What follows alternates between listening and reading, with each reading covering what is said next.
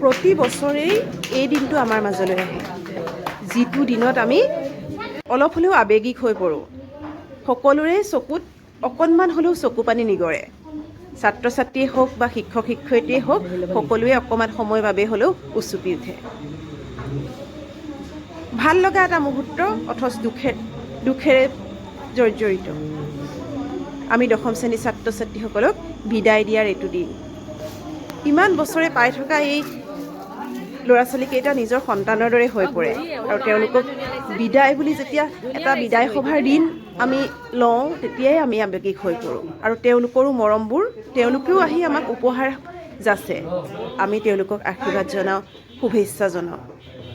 আচলতে অন্তৰৰ পৰা কাকোৱে বিদায় দিব নোৱাৰি, অথচ বিদ্যালয়ৰ পৰা আৰু এখোপ আগবাঢ়ি যাবলৈ তেওঁলোকক আমি শুভেচ্ছা জনাওঁ, যাতে তেওঁলোকে বিদ্যালয়ৰ শিক্ষান্ত পৰীক্ষাত সুখ্যাতিৰে উত্তীৰ্ণ হৈ জীৱনৰ আৰু এটা খাপ আগবাঢ়ি যায়।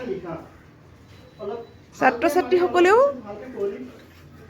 দুই এষাৰ কথা ক'বলৈ লৈ উচুপি উঠে, তেওঁলোকৰ মুখৰ মাত নোহোৱা হয়। আৰু আমি শিক্ষক শিক্ষয়িত্ৰীসকলেও তেওঁলোকক শুভেচ্ছা দিওঁ বুলিয়েই থিয় হৈ যথেষ্ট আৱেগিক হৈ পৰোঁ। সকলো ছাৰ বাইদেৱে তেওঁলোকক দিহা পৰামৰ্শ আগবঢ়ায়, শুভেচ্ছা আগবঢ়ায়, পৰীক্ষাত অৱতীৰ্ণ হ'বলৈ ল'বলগীয়া সচেতনতাৰ বিষয়ে তেওঁলোকক অৱগত কৰায়। আৰু পৰিশ্ৰম, তোমালোকে সদায় সত্যত থাকিবা। সততা মানে সত্য, সদায় সত্যত থাকিবা। তোমালোকে কাকো মানে ঠগুৱা বা কাৰোবাক বেয়া কথা হেৰি কৰা মানে সেইটো নকৰিবা। আচলতে আমি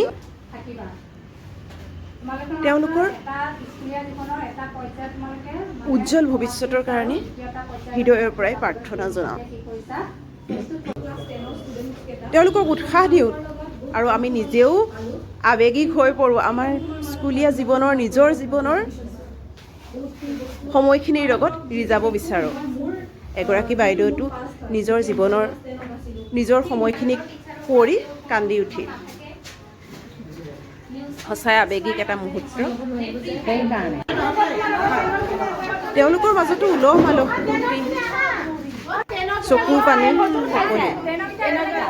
সকলো শিক্ষক শিক্ষয়িত্ৰীৰ পৰা তেওঁলোকে এনেদৰে অট'গ্ৰাফ লৈছে, নিজৰ কাপোৰত, নিজৰ চাৰ্টত, নিজৰ উৰণাখনত লৈ।